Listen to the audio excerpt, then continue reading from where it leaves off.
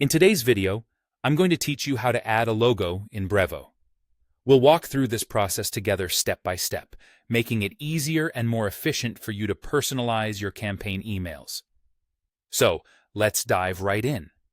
First, you need to open your web browser and navigate to Brevo's website. This is where we'll be working from start to finish.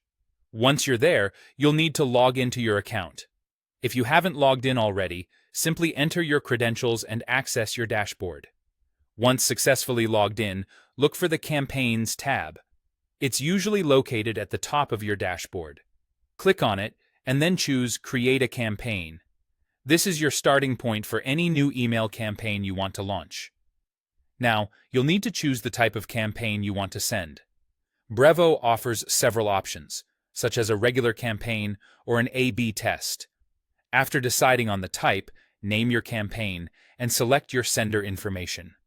This includes the sender name and email address that your recipients will see. Next, move on to customizing your email campaign.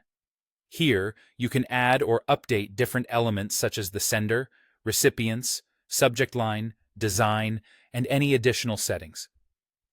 This is a vital step to ensure your campaign fits your specific needs and appears professional to your audience.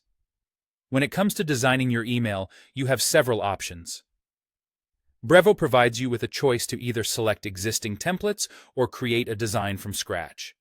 You can choose from a drag-and-drop editor, a simple editor, or even dive into HTML custom code if you're comfortable with it.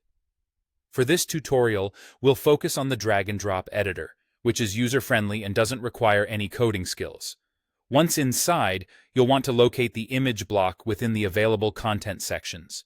The image block is the tool you'll use to embed your logo into the email design.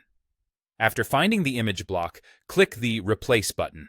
This option allows you to either upload a new image or select an existing one from your content library.